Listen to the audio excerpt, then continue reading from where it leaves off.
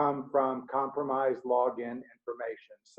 Someone clicks on something they shouldn't have, they follow a link, or worse, they let someone into their computer system, 63% of the time. Here's the scary part. An attacker, a hacker, reside in that network for an average, these are all statistics from the FBI, by the way.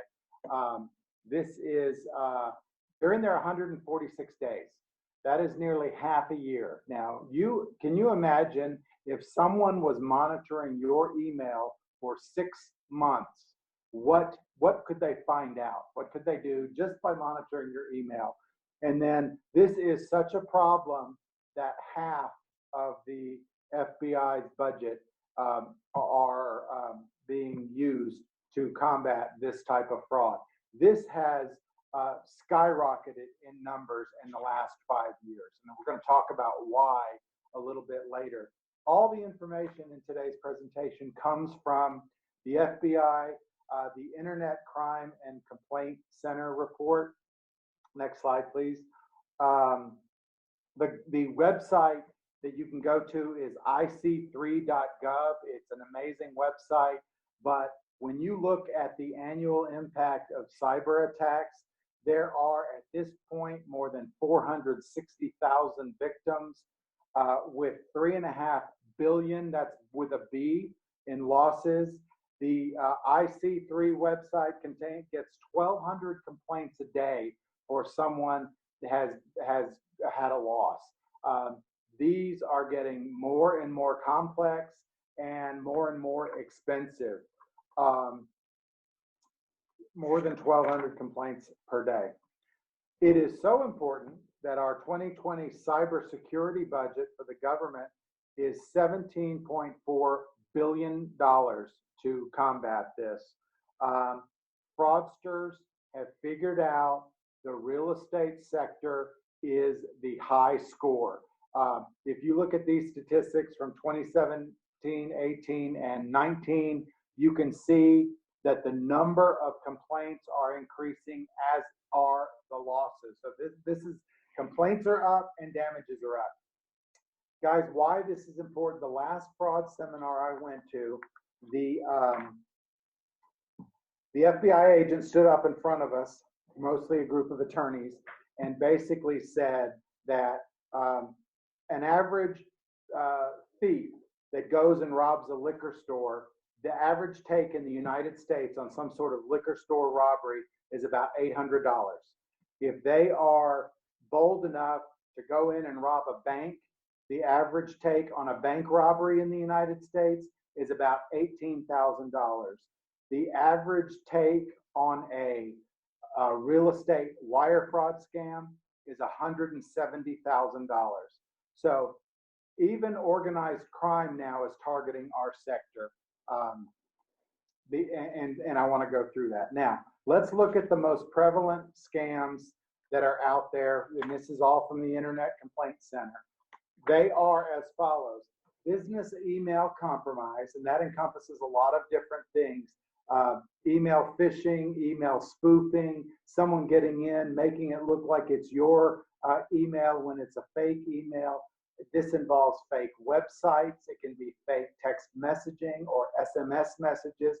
It's getting very sophisticated, and we're going to dive into that a lot deeper.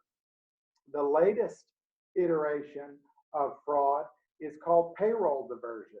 And this is where a fraudster portrays an individual employee and contacts the payroll division at large Fortune 500 companies and indicating that they've closed out the bank account and they want the payroll to be automatically paid to a different account. And it is usually an untraceable account, and someone doesn't get paid. Elder fraud is a big part of what we're talking about today. And this encompasses several different crimes. There are crimes that are, a lot of these frauds are targeting senior citizens for a lot of different reasons. And we're going to talk about the different reasons. But we'll talk about the different ways where senior citizens are specifically targeted and how their information, their account information, is used in a real estate wire fraud situation. Tech support fraud is still out there. You probably are aware of this one. This is where you get either an unsolicited phone call or an unsolicited email from someone claiming to be from Apple or Microsoft, and they need information, they need access to your system to help you with a problem, or you're going to lose all your information. They also are getting more sophisticated. And then the newest is ransomware, and this is basically where the fraudster or hacker steals someone's information and then offers to sell it back to you. And it involves encryption and Bitcoin and other virtual currency that makes them untraceable. So we're going to look at each one of these, but these are the most prevalent scams in 2019 from the Internet Complaint Center. Next slide, please. Okay, so the main thing we're talking about in our real estate transaction is this email spoofing. This is most common in our transaction. And what they call it, guys, the FBI term is called down payment diversion. What they're actually doing is hacking into an email address, hoping to intercept and have a buyer change the wiring instructions so that the buyer, when they're wiring funds to closing, will wire it to a fraudster instead of the actual closing office. This is where they're trying to jump into our transaction and obtain the down payment for that.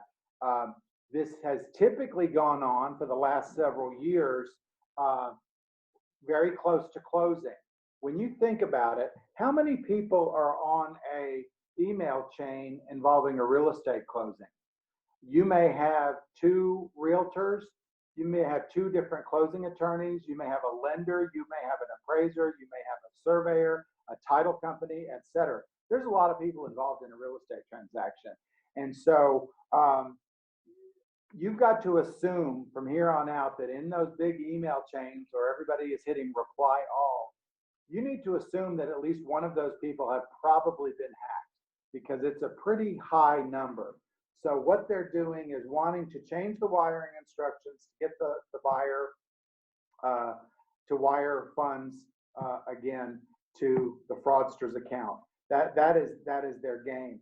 The newest version of this, because most of the time it's buyers don't wire funds until the day of closing or right before, the newest trend that is coming is right after the contract. Your buyer gets an email from a fraudster that is purportedly either from the realtor or from a closing attorney that says, hey, we noticed we got your contract in, we close in 30 days. If you go ahead and wire us your down payment now, you will get a 5% or 10% discount on your closing fees. So if you've got to bring $15,000 or $20,000, send us 10 now and we'll call it a day. You guys need to know that's going on so that you can tell your clients that people don't give discounts for sending in money for closing early. I don't want your clients' money until either the day of closing or the day before. I don't need it sitting in my escrow account for days and days and days and days. So that's something that I want you guys to be aware of, so that you can tell your clients that if they get some sort of strange email that is asking them to wire money, they need to pick up the phone. The one thing throughout this entire thread of materials is a telephone call is going to defeat 85 to 90% of these scams. Next slide, please. Payroll diversion, as I mentioned, this is another form of business email compromise. There, a large increase happened last year in this. The company's human resource or payroll department gets an email from an employee requesting a change in their direct deposit. The new direct deposit goes straight to, they use a lot of prepaid cards in these scams, goes to a prepaid card account that basically makes it virtually untraceable. And then, of course, the employee doesn't get paid. They miss out on their paycheck and the scammer has already gone and gotten the money. This was a surprise to me that this is happening. But again, if you're dealing with large Fortune 500 companies, company like FedEx, they probably get changes to payroll requested all the time, and it probably is something that they do and they're going to need to look at, because that is now a target for these fraudsters. Let's talk for a few minutes about elder fraud. This would be where the person, next slide, Tommy, any fraud scheme that targets or disproportionately affects people over the age of 60. I want to go through each of the examples and share an experience that I've had with this situation. Examples of this are romance fraud. Now, imagine you've got an elderly person, a senior citizen, who is maybe lost a spouse, they're single, they're lonely, and they have a home computer. A lot of folks are being targeted for romance scams. And what I'm talking about is the fraudster makes contact with a lonely senior, and they're groomed for a period of months or maybe even years. They're groomed to believe that they're in a relationship with this person. At some point in during the course of the grooming, there's some call for money. There's some reason that there needs to be money. Please wire me funds so that I can get a plane ticket and come to see you so we can be together. I need to apply for a United States visa and it costs this amount. Can you send me the money? And whatever the circumstances are, there will be an eventual call for money.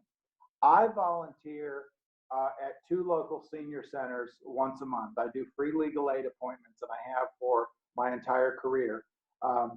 2 times in the last couple of years, I have been asked by senior citizen clients to assist them in getting funds wired overseas so they could be with their boyfriends. These were both elderly ladies who believed over a long period of time that they were in a romantic relationship with someone. And unfortunately, I had to be the bearer of bad news that when I looked into it in detail, I had to tell them, I'm so sorry, but this is not a real relationship. This is not a real person. This is someone portraying someone else, and they're looking to steal your money. At that point, I also needed to involve the seniors' children to, basically let them know what was going on, because mom was getting ready to send $50,000 overseas. And so it's one of those things where it was not pleasant. I didn't enjoy it at all, but I'm so glad that they came to me to ask my help, because this could have drained bank accounts and ruined families' financial picture. So that kind of stuff is happening, and it's happening here in Memphis, Tennessee. If any of you have elderly parents who, or not necessarily elderly, anyone over the age of 60, really, who has a home computer, you might want to just take a close look, make sure you're monitoring what's going on, because the romance fraud is important. Now, how does the romance fraud of a senior citizen, what does that have to do with a real estate transaction? Fraudsters need a lot of bank accounts, okay? They need a lot of bank accounts, because if they're going to steal, like I said, the average is $170,000 on a real estate transaction. If they're going to steal $170,000, it just does not go from the buyer directly overseas. They have to break that money down. So that $170,000 has to be broken down in $3,000, $4,000, and $5,000 increments. And it's got to go through several accounts before it leaves the United States. The average transit, according to the FBI, for money to get from the account where it's stolen to the ultimate fraudster, there's usually 5 different banks involved, because they have to break it down and make it untraceable. A $170,000 wire to someone in Nigeria or China or Russia or Ukraine is going to raise all kinds of regulatory red flags. But if you're breaking it down into $3,000 and $4,000 increments, and these mom and pops are sending it overseas, there's not as much scrutiny. So that is why they need as many bank accounts in the United States as they can to help that transit highway of funds out of the country. Tech support scams, we talked about those. Those are the attempt to gain access by falsely claiming to offer help. You get a phone call. You're going to lose everything. This is Microsoft. We need into your account. They can be very convincing. Usually it's got an email that's got a virtual copy of a logo. They need remote access. If you're like me and you're not a very techie person, sounds plausible, right? But you need to know that no, Microsoft, Apple, software company, they do not call and need remote access to your device to clean up viruses or malware. Once they're in, they're in. Let's go back one time, if you could go back to the elder fraud. I want to just talk about the other two. These are two that you probably have also heard of, guys, the grandparent scams. This is where you might get a text message. Grandma, I'm on my senior trip in London and I've lost my wallet or my purse with my passport. I need you to Western Union, $500 to get me home safe. Have you guys heard of this one? That's been around for a couple of years, targeting the grandparent, because the grandparent, of course, is going to be the one that usually has deep pockets and can help out right away, and usually without questions being asked. So the grandparents are targeted for that. And then the other one is the lottery or sweepstakes scam. The senior is called and told, you've won the sweepstakes, you've won Publishers Clearinghouse, whatever it may be. We need either your account information to be able to wire you your winnings, or because you won so much money, we're going to go ahead and pay the taxes. We need you to send us a check for $1,000 for the taxes, and then we're going to wire you your $30,000 or $35,000, whatever that number may be. Unsuspecting seniors, and they give that information. If they win something that they've never entered, that's a red flag. You can see at the bottom of that slide how the annual losses, this number is just climbing and climbing and climbing. Nearly 70,000 victims. I bet this slide that was done about a month ago, I bet those numbers are not even close to being accurate anymore. It's that prevalent. All right, let's skip forward. And next, we'll talk about ransomware. Ransomware is the newest sort of iteration of fraud. I believe we had a local company fall victim to this last year, where this is a type of malware where the fraudster gets into the system and basically moves critical data and systems, makes them all inaccessible. Remote desktop protocol is how it's done. Someone gets in remotely, and what they do is they have an encryption program that encrypts software and moves it off of the corporate network. And then the fraudster sends a communication to the victim telling them exactly what they've done and offering to return it, to restore your access or your information for a price. Oftentimes these demands, they want the ransom paid in virtual currency, Bitcoin, etc., which are virtually untraceable. The FBI does, in many places on their website, make it clear they advise against paying the ransom. The next number is not accurate. My associate put 8.9 million. That should be a B. 8.9 billion in losses last year due to ransomware. So it's a large area. So what does that mean for you guys?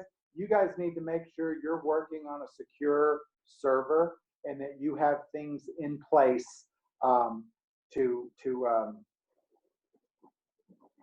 combat that. Some of the common themes of what we're talking about involving cybercrime are these. Number one, the fraudster creates a sense of urgency. The common thread is They want you to be fearful and upset so that you will act first before you stop and take a breath and think about it. Does this make sense? Does this sound right? Is there red flags?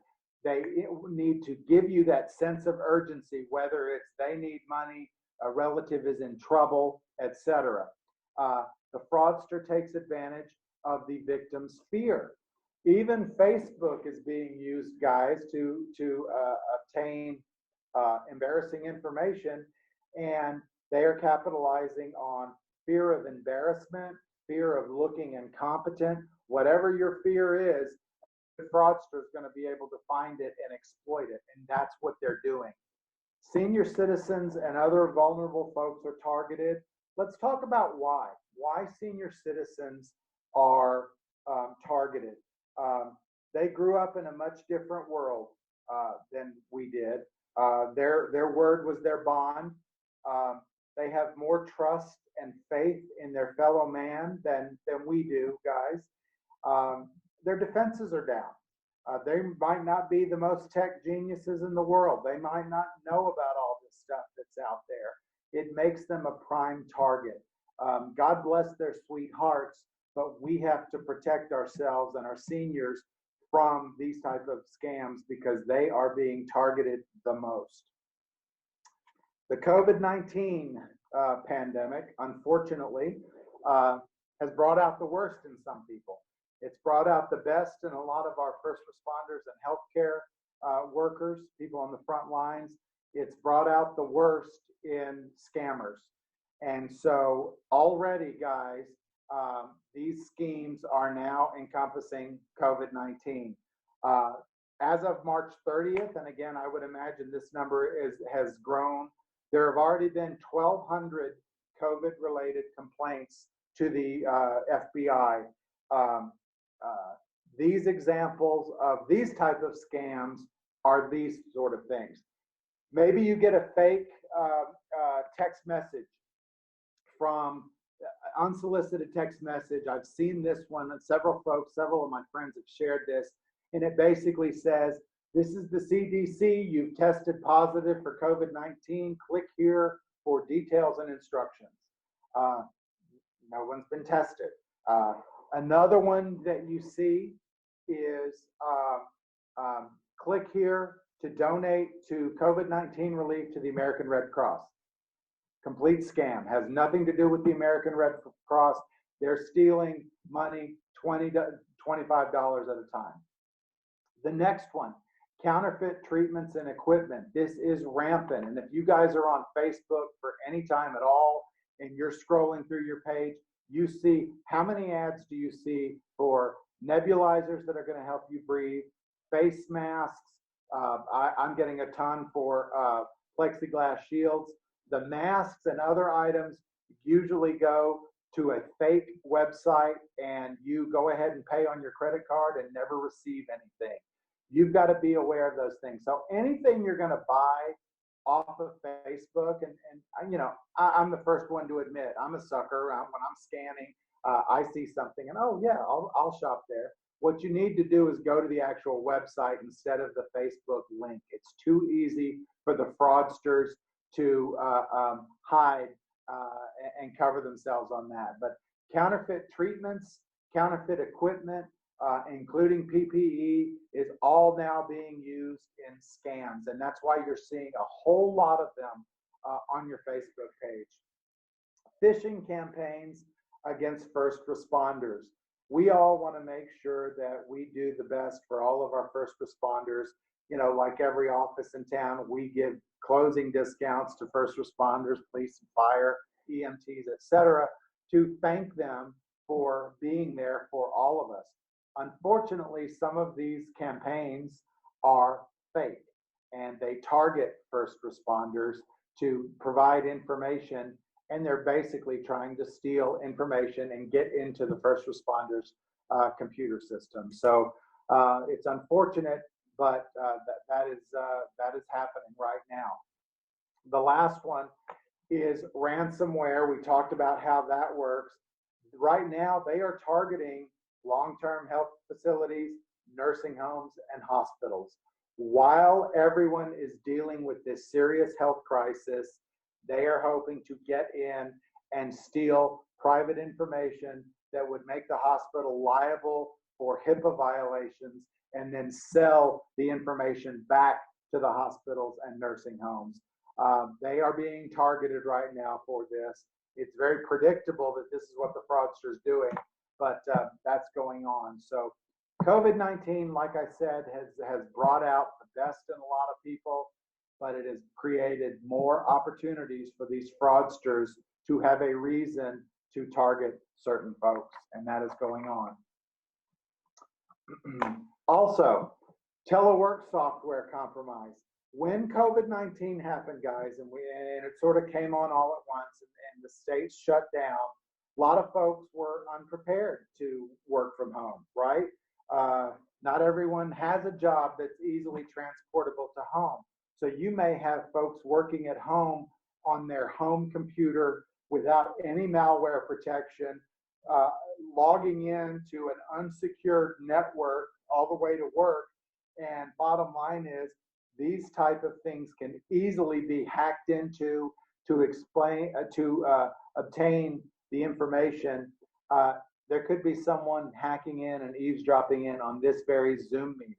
I've read some interesting articles about the gaps in the Zoom program as well. You know, if there's sensitive information, or we were having an important company meeting and someone could easily eavesdrop on those meetings, on virtual meetings, that is happening.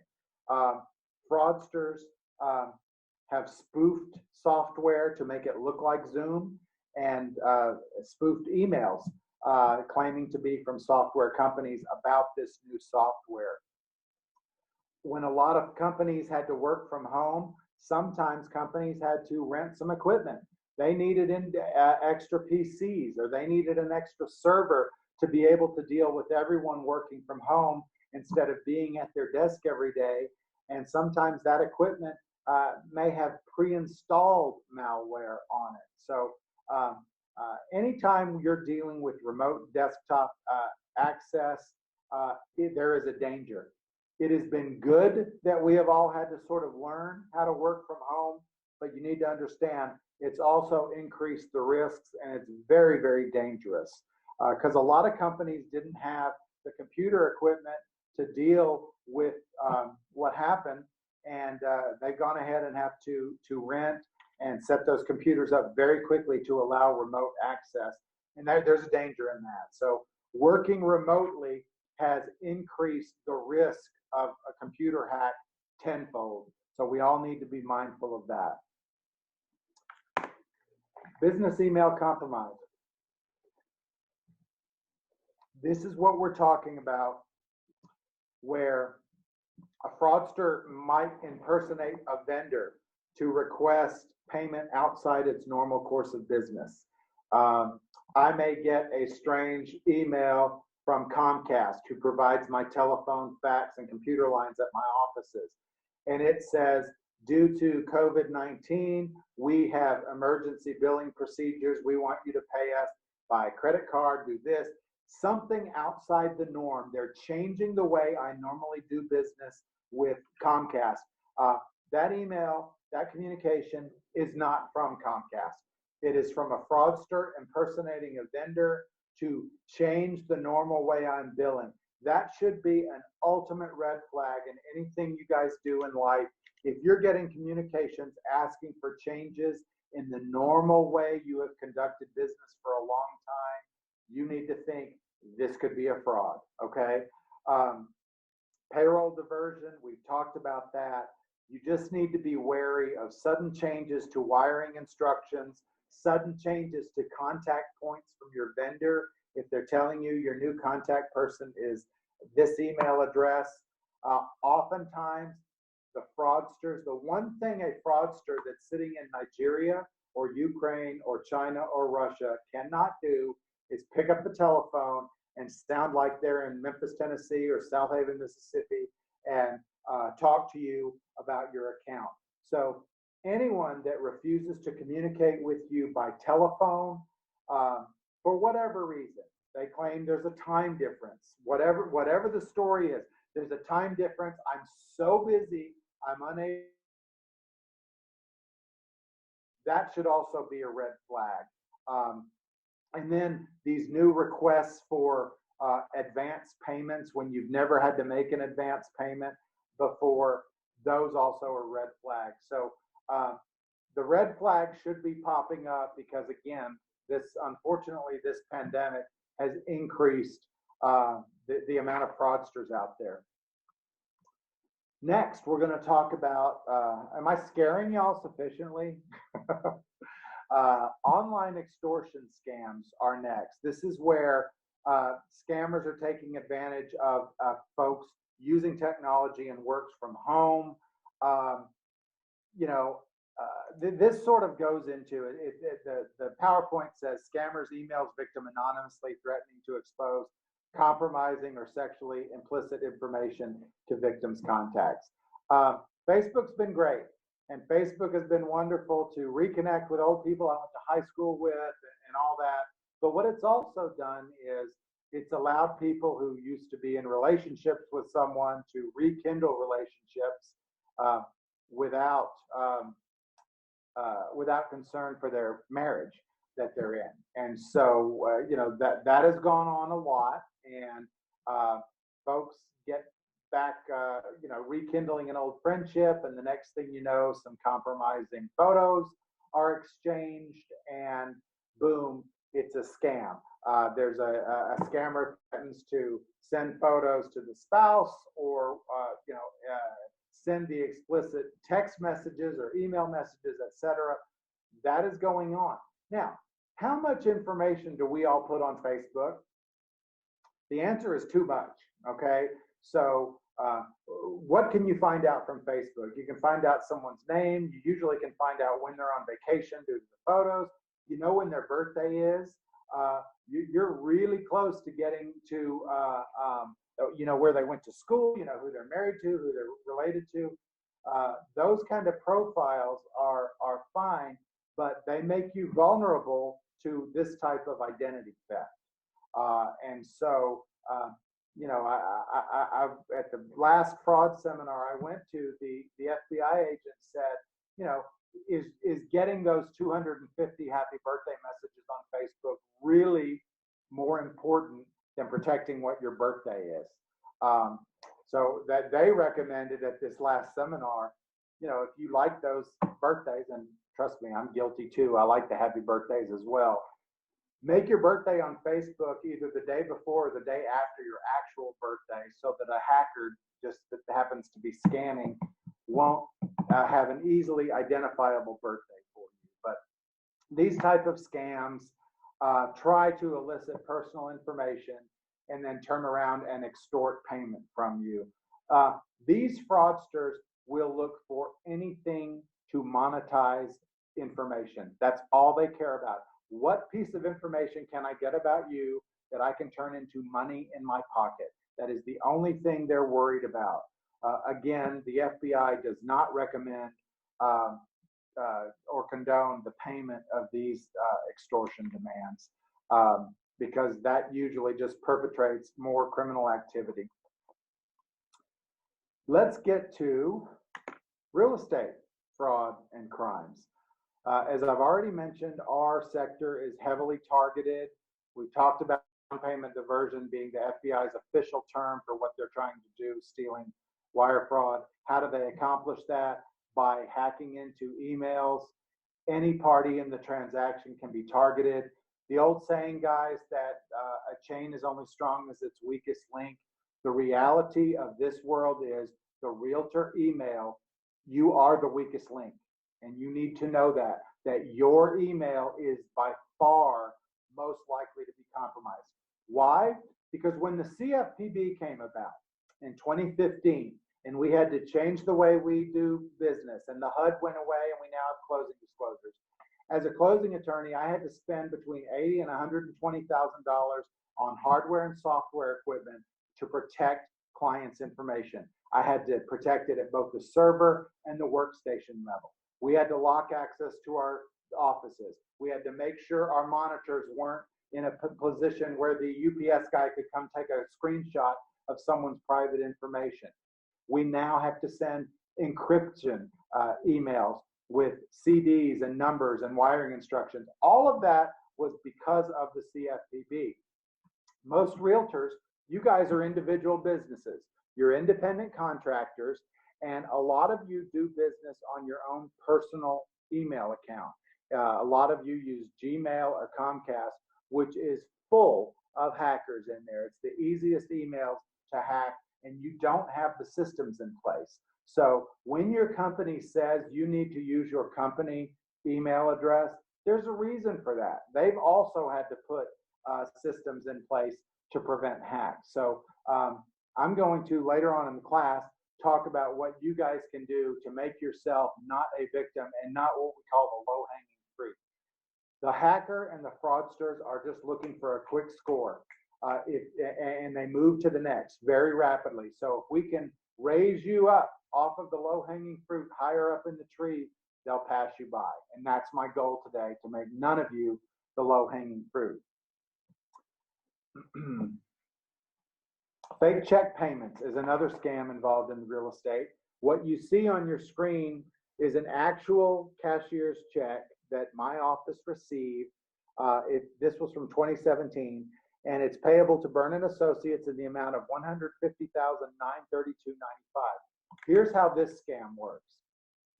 What happens is a fraudster contacts a realtor, and they're out of the country, and they contact you as the realtor and say, hey, I've located this property that you've got listed, or I want to buy this property sight unseen. And usually it's a high dollar property. Let's say it's an $800,000, $900,000 property. And of course they're going to pay cash, right? So the dollar signs go off in your head, and you write up the offer. Everything is signed. And let's say the contract calls for earnest money of $15,000, let's say, on an $850,000 deal. Let's just say it's $15,000. And so a couple of days later, by DHL, I get this check that is for this contract that I'm supposed to close. And I'm expecting an earnest money check of $15,000, and lo and behold, $150,000 shows up. There's no rhyme or reason to this number. It doesn't relate to anything in the transaction. It's not the full purchase price. It's way in excess of the earnest money. And so I'm wondering what I should do with it. Here's how the scam works. What happens is they're hoping that I will deposit that check into my escrow account. And then 2 or 3 days later, I will receive an email from the buyer saying, due to the condition of the house or on inspection, we're out. Here's my wiring instructions. Go ahead and wire our funds back. And they are hoping that the closing attorney will be stupid enough to wire $150,000 out before that international cashier's check that I have deposited comes back as fake or account not, it's not an account that's there. When I got this check, and believe it or not, I have a folder of about 7 of these guys. First thing I did, as you can see, it's drawn on the Royal Bank of Canada. I called that bank to see if it was an actual account, and of course they told me no. But there have been closing attorneys who have fallen victim to this. They've received a check for a large sum of money, deal falls through, they wire funds back, and then unfortunately a few days later, they hear from their bank that says, well, we got an insufficient notice, or that's not a good account. The international part of this, the fact that it looks like a cashier's check, that all causes a delay. It can take up to 28 days for that to come back as a phony check.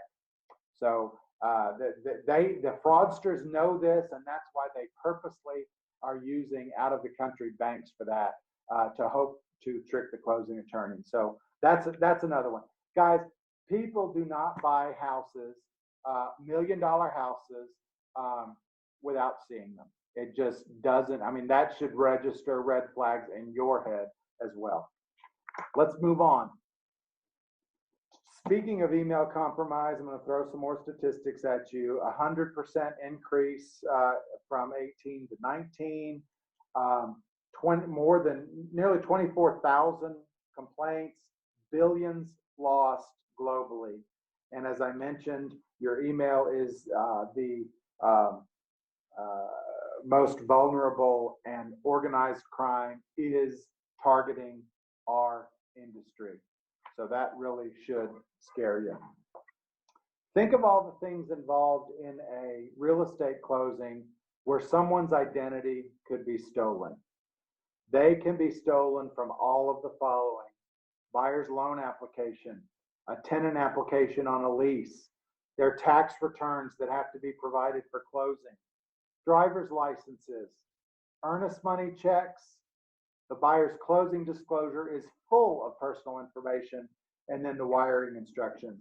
Let's take a moment to talk about earnest money, because as a lawyer who has done this for a long time and who studies this type of fraud, you guys should not be making copies of earnest money checks and just emailing them unencrypted. Why? What does a check have? An earnest money check has a buyer's name, and it usually has their address, it has the bank name, it has the routing number and the account number. That can be sold on the internet as identity theft. So I know that there are still many brokers that tell you for a complete file, you've got to have a copy of the earnest money check. You know, that's just simply not true. There's no rule that you have to have it. If you practice in a company that still requires you to make copies of earnest money checks, you need to invest in a black Sharpie and mark out the routing and account number on every check. You do not need to be emailing unencrypted copies of people's checks, okay? If that's stolen and they can trace it to your email, you will be financially liable for their loss. So it's one of those things that I understand that some lenders on certain types of loan need to show funds leaving a borrower's account and entering the broker's account or whoever's holding the earnest money to trace it for proof of funds. That's all fine and good. There are other ways to do that. A lot of the companies that I work with no longer require you to make copies of earnest money checks. It's just, to me, you're just asking for liability for very little payoff.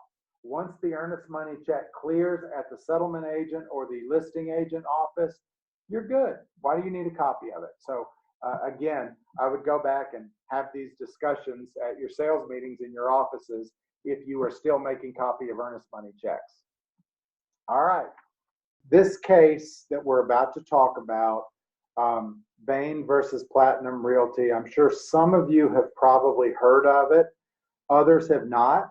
And the story I'm about to tell you is going to scare you to death.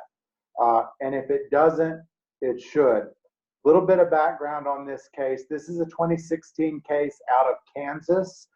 It is the first case that worked its way through the federal court system involving the new CFPB rules that puts all of us on the hook for the borrowers and sellers compromised information. So this is a real estate deal, but I will tell you there are cases like Bain in every federal court system in the country right now working its way through. This is the first one that got through the district court up to trial. So and it's a good learning lesson for us. In this particular case, the plaintiff was a guy named Jerry Bain. He was the buyer. He was an experienced real estate investor. He bought and sold properties all the time. We are not talking about an unsophisticated first-time buyer in this situation. He is the plaintiff in this case. The defendant is the listing agent, Catherine Coleman, and her listing company, Platinum Realty, the list side. So she didn't represent him. He saw the property off of a sign or called her on one of her listings and said, let's do the deal. The settlement agent in this case was Continental Title. They had a relationship with the listing agent. Hey, it'll be easier. Let's just close with who I close with. And the buyer said, okay. She's the one that had the existing relationship with Continental Title. And what happened was The realtor's email was compromised. The fraudster was sitting there lying in wait to the listing agent's email. Updated wiring instructions were sent from that email to the buyer. The purchaser wired funds to the fraudster, and the money was gone. The way it went down in reading the court pleadings, the buyer, in anticipation of a Monday closing, wired his funds on Thursday, shows up Monday morning to Continental Title to sign his documents. Closing attorney says, "That's great, congratulations, when can we expect your wire?" And he said, "What do you mean? I wired it days ago." And of course, that number of days, the money was gone. So what happens in that situation, and what will happen in every one of these situations, the purchaser sued everybody. He sued the agent, both individually and her brokerage firm. He also sued the closing office as well, and that will happen. It's important to know, as we look at this case, what legal theory was being sued. So when we look at that, this is negligent misrepresentation. And what we need to do is take a look at exactly what this statute is. The definition of negligent misrepresentation, which is what Ms. Coleman was sued for, is false information supplied and relied upon for the guidance of another person in a business transaction.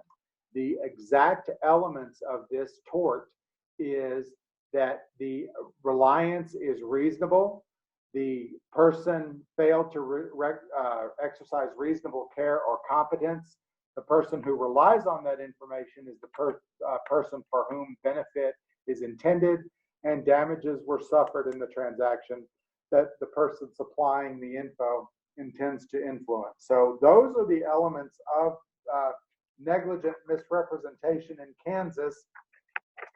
And unfortunately, the jury found in favor of the purchaser in this case. They found the agent liable for negligent misrepresentation. The agent made an implied assertion that the wiring instructions were true and correct. I'm going to send you wiring instructions. And when she did that, she's making an assertion that they're true and correct. The agent failed to exercise a duty of reasonable care by confirming the wiring instructions. And as a direct result of that, his reliance, the plaintiff's reliance on that email was not unreasonable. That's what the court found. Now, the defense, the realtor's lawyer, came up with some defenses to that. And the defenses that were raised, and we're going to look at that before we move on to comparative negligence, the defenses raised by the agent, there were 4 defenses that Ms. Coleman's attorneys came up with. Number 1, I have no agency relationship with you. I was the listing agent. You were the purchaser. I owe you no duty because there's no agency relationship.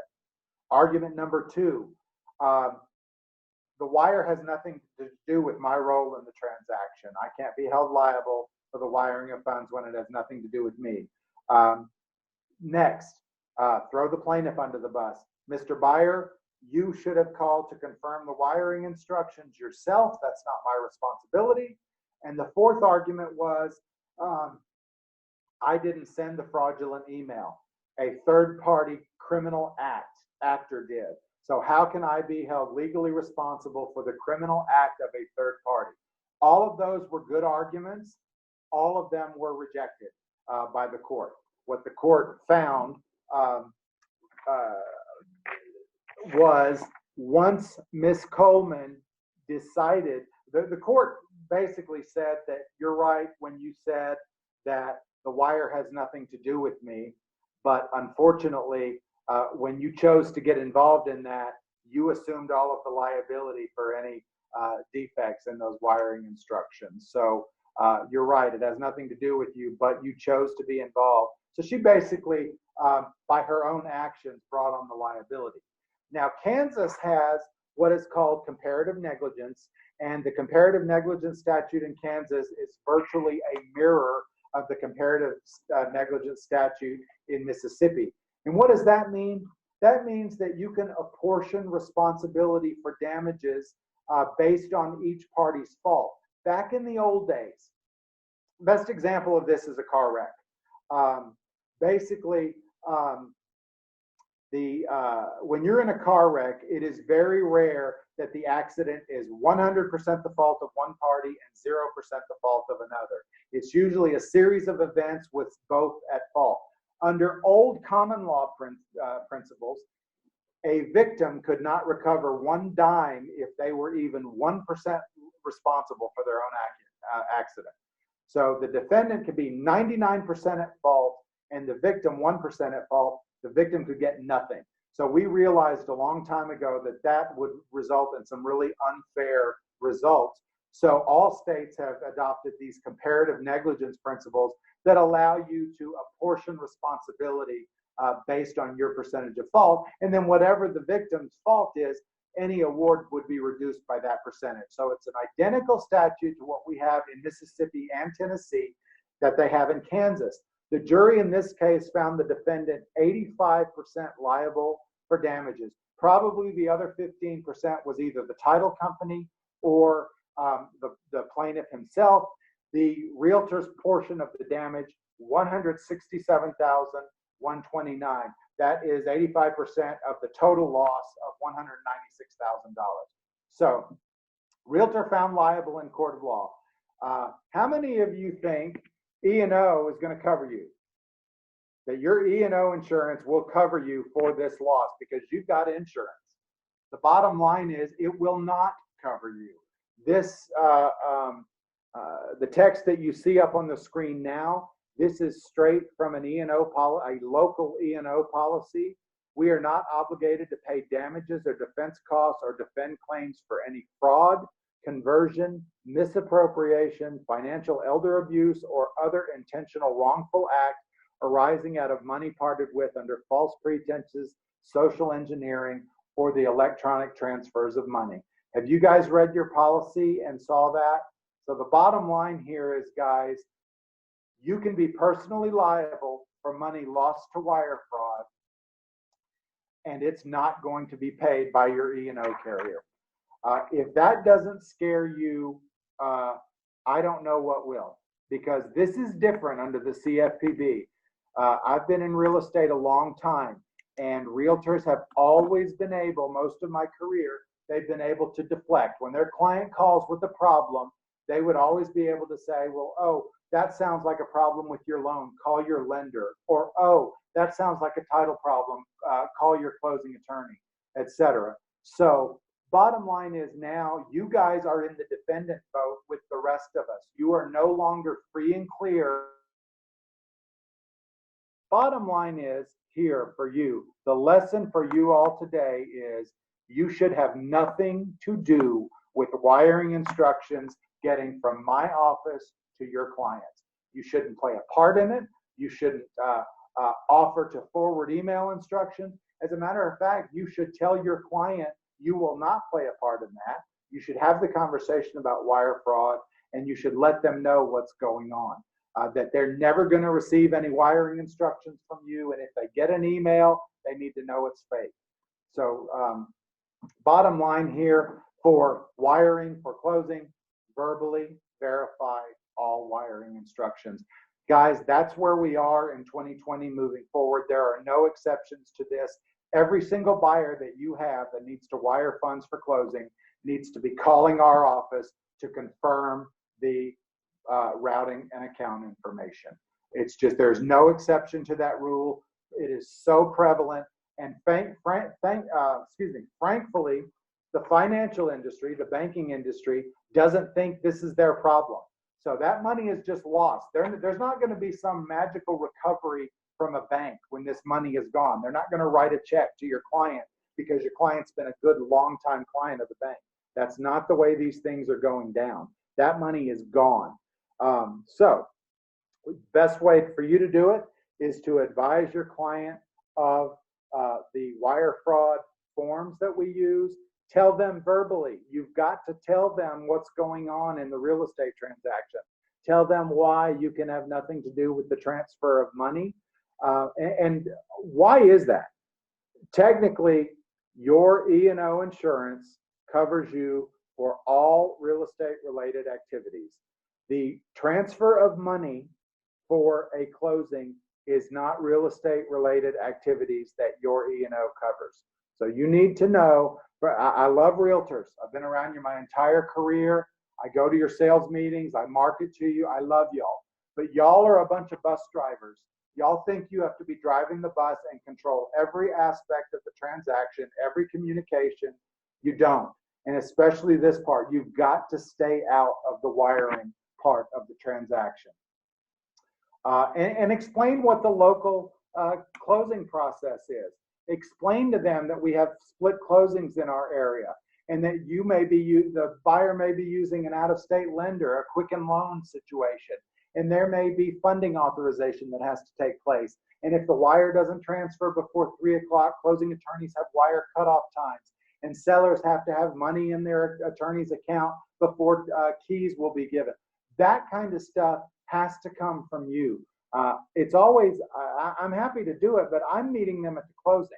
So if your client has come at 4 o'clock on a Friday to my office in their fully loaded U-Haul, thinking they're getting keys when they're done signing, and I've got an out-of-state lender that's already closed and I'm unable to wire to a seller's closing office, that's not a good look. It's not a good look for me. It's not a good look for you. And it's, so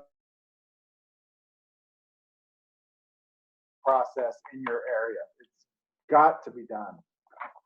The wire fraud warning form that we're looking at, this is actually a Tennessee form, but I put it in here because it shows a good roadmap of what should be both your agent and buyer behavior. And I'm happy to email this form to any of you if you'd like.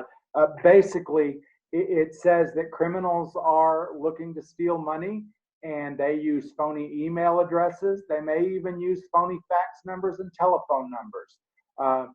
Any communication requesting information or directing you to a fake website. All these are sort of the scams going on about wire fraud. I can tell you that Joe Q Public out there does not have any clue that our industry is being targeted. So we have to spread the word on this. First and foremost on this slide, never accept wiring instructions from your agent or broker. That should be made very clear. From the very time you either make your listing appointment and get your listing or get your buyer representation agreement, they need to be told from the very beginning. That form in Tennessee actually has to be initialed right there, basically saying that realtors are not going to have anything to do with the wiring. And then down below on lines 22 through 26, very explicitly, it says, do not transfer any funds without calling, and any changes in wiring instructions should be met very skeptically. This is a good roadmap for your clients to follow. It's really, really important. All right, go to the next one. So I've sufficiently scared you, I hope, and now the rest of this is for me to help you and figure out ways to not be a victim and help your clients not be a victim. So we're going to deal with preventing cybercrime.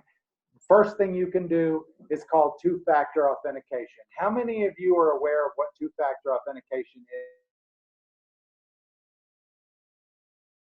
When you guys sign on to your computer, and every morning when I come in, I have to log in, and we have two-factor authentication.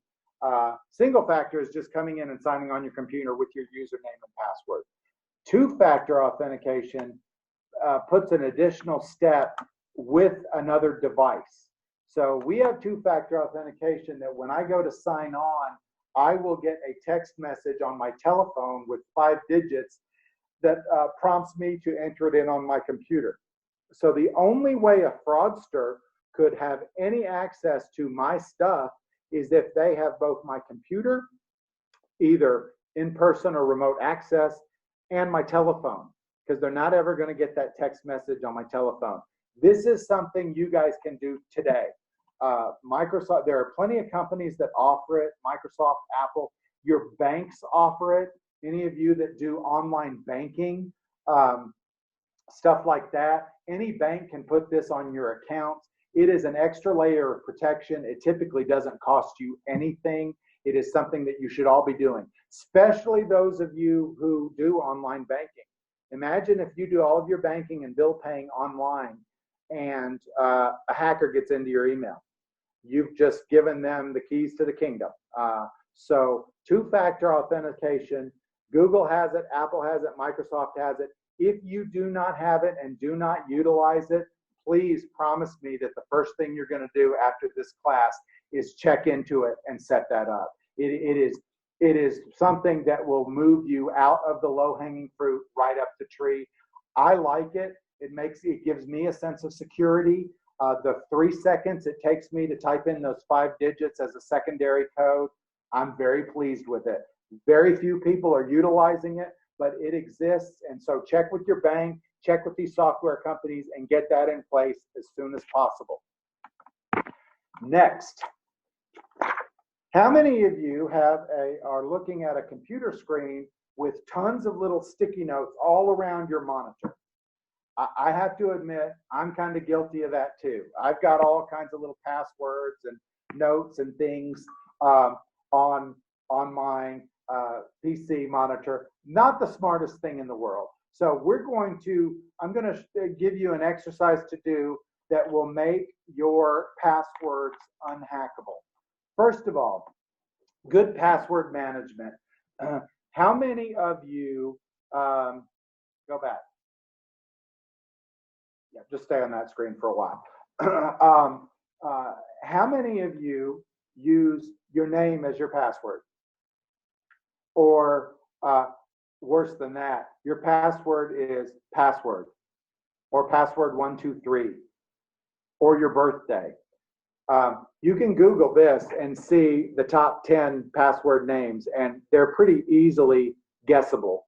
So you need to have good password management. You also need to change those passwords. How many of you have never changed your passwords on any of your programs? At worst, you should be changing them every 90 days. I have in my office, my employees are required to change their email passwords every 45 days. Why? Because if a fraudster's in there for 146 days, the worst he can be is in our system for 45 days before it's detected and locked out. So again, you need to be changing your password every 45 to 60 days at best, 90 days at worst. Hackers have computer programs that are only designed to guess passwords. And so these simple, short and obvious passwords are very easy to hack. They also have programs that try English language words. So not having English language words on a password makes it harder to guess.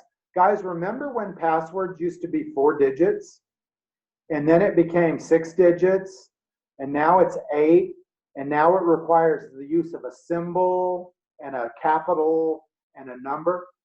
We're trying to stay ahead of the hackers. That is the reason for this. A 6-digit password can be guessed in a hacker's computer program in 0.4 of a second. A 6-digit password, it doesn't even take them half a second to have the password guessed, and all combinations. Their programs are that powerful. So we're very soon, guys, unfortunately, to being at a 16-digit password situation. So if you look at these bottom 2 examples on the slide, where I've got Grizzlies and Tiger Woods, not exactly in all letters, those are pretty good. Those are not English language words. They're using symbols as letters. So those are pretty good. But I want to go through in a second a little password exercise. Now, what I have here in front of me, this is called the Personal Internet Address and Password Logbook. You can buy one of these off of Amazon. This was $4, okay? And this is just the cover. But what it is, it just has a site name, URL, password, and any notes. So this is a little black book for all of your passwords that is worth the investment. Now, if this falls into the wrong hands, you're in trouble. So I'm going to show you a surefire method to have an unhackable email address, even if you lose this book. So first thing I want you to do is, next slide, please. I want you to pick your favorite number. So my favorite number is 7. You're not going to write 7 down anywhere. This is something that you're going to keep in your head. Your favorite number is 7. You're not going to write it down. Next, I want you to pick your favorite symbol. I'm a lawyer, so of course my favorite symbol is going to be a $sign, right? Haha. So those two things I am going to keep in my head. They're not going to appear anywhere. 7 and $sign. Then when I'm thinking of a password, I'm going to think of a very short phrase that makes me happy. And here's mine. I like to go to the beach. Okay? So that's my short phrase. So I would write in my little passbook, Renaissance Bank, I like to go to the beach. There's my password for Renaissance Bank. With my favorite number, my favorite symbol, I like to go to the beach, number and $sign. That is an unhackable password. All I would write in my passbook is, I like to go to the beach. So if this falls in the wrong hands, they're still not going to be able to even know what that means. And if you follow, and this, guys, was an exercise that I went through at an FBI seminar, and I just thought, the light bulb went on, and I thought, that is brilliant. You now have an unhackable, non-English language password. So if you will do that every 90 days, buy one of these little pass books. They're $4. And again, you're not going to be low-hanging fruit. All right. More prevents. What you guys need to do when you're visiting websites and places on the internet, you need to make sure it's got the little lock by it. Avoid unknown Wi-Fi networks. If you're one of those Starbucks lovers and you're going to Starbucks and you're going to do all kinds of private work on their open network, well, whenever Starbucks opens back up. But you need to know that the potential is there for someone sitting behind you to be hacking in and getting that information. So you need to only go to websites that have the little lock on the name. Secure networks. You want to be on a password protected Wi-Fi. We've already talked about good password management, and try to do your best to not send personal information on unsecure websites. You don't want to have a bunch of your client information, their personal information, or your personal information using unsecure websites. Once you get into the habit of looking for the little lock, it's very easy to do, and just avoid it. Encryption software. This is something that's, again, fairly new to the real estate industry. I had to purchase all this when the CFPB came about. That is why when you get closing disclosures and ALTA from your closing office, it's coming encrypted. Guys, I understand it's a big pain in the butt. You may have relationships with 10 lenders and 5 closing offices, and everybody's got a different encryption software that requires you to sign in. That's just the world that we live in. It's not going away. It's not ever going away. So we're just going to have to get used to it. My closing software, thankfully, has encryption software built in. So, and I think most closing firms have that. But basically, it prevents being hacked. You can't. It's safe, and it's unreadable to eavesdroppers. It would look like Chinese symbols. You have to authenticate by going in and signing on and obtaining it. That's the world that we live in. So that's why closing disclosures and wiring instructions are now sent via encryption. Here's another one I'm guilty of, guys.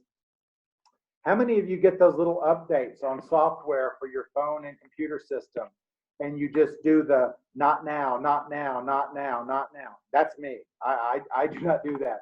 The bad news there is oftentimes these system upgrades to your computer and phone are fixing security bugs. They're making it harder for hackers to get in there. So I've got to get out of hitting not now and going ahead and doing the software updates. It's updating operating systems and make them more secure. There's no reason not to do that. And again, I'm guilty of it myself. Now, some helpful email tips for you. And this is something that you really need to pay attention to. Don't open unexpected email attachments. Guys, these emails are so sophisticated from these hackers, they look legitimate. I will get a fake email every single day from Bank of America, and it says, your closing package for the Smith loan is attached. Click here.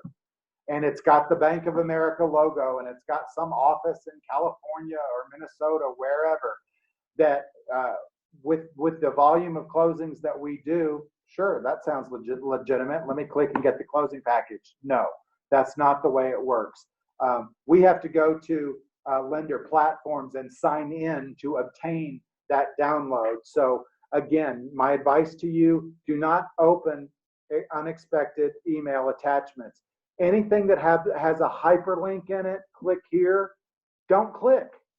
Don't click is the answer. You've got to be skeptical of that. If there is any question on whether or not the email is legitimate, pick up the phone and call the sender and see if they sent it. Like I said, a telephone call is going to defeat 95% of these hacks.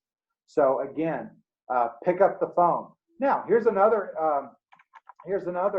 way you can detect a hack. Instead of, when you're in an email chain, hitting reply or reply all, use the forward button and type forward when you want to reply, and you type in the actual email address of the recipient, the other agent or the lender or the closing office that you know to be legitimate. If you've been hacked, you've just discovered it right there, because there's going to be a response saying, I didn't send you these others, I don't know who it is. So that is another really good tip. Just when there's a bunch of people on an email and everyone's hitting reply all, just one time, hit forward and you type in the known email address. You've just discovered the hack, okay? And then always verify by phone. If it seems like a scam, it's probably a scam.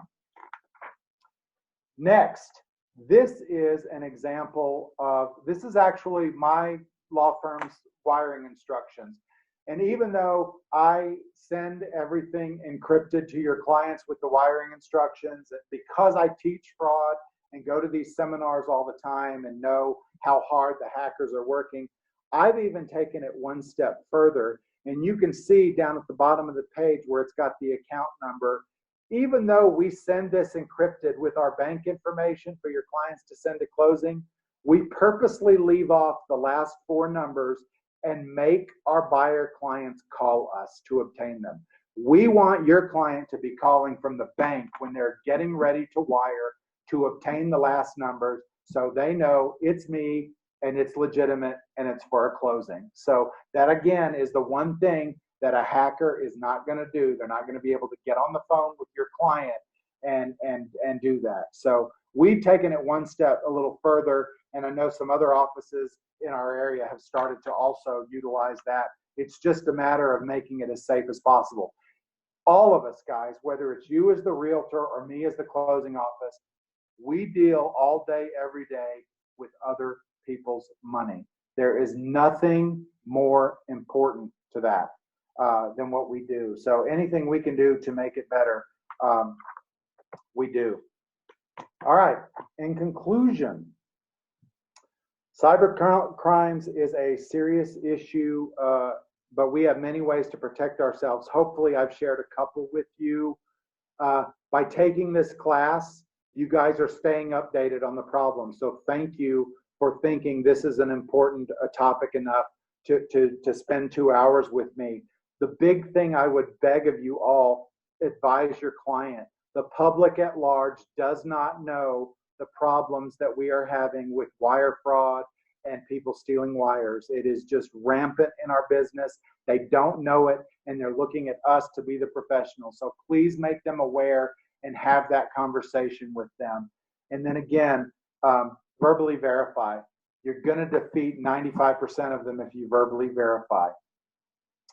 My contact phone number information is there. I also want to give you, I'm going to give you my email address so that you guys can send me, any of you that need the CE credit in Tennessee. I will need your full name as Trek has it. I will need your company ID number and your license number. My email address, it's my name. It's Ryan Byrne, RyanByrne at BYRNE, then the hyphen symbol, then the word firm, FIRM.com. Ryan Byrne at burn-firm.com. So we'll open it up if you guys have any questions. We got done a little early, but that's okay. We got all the material in.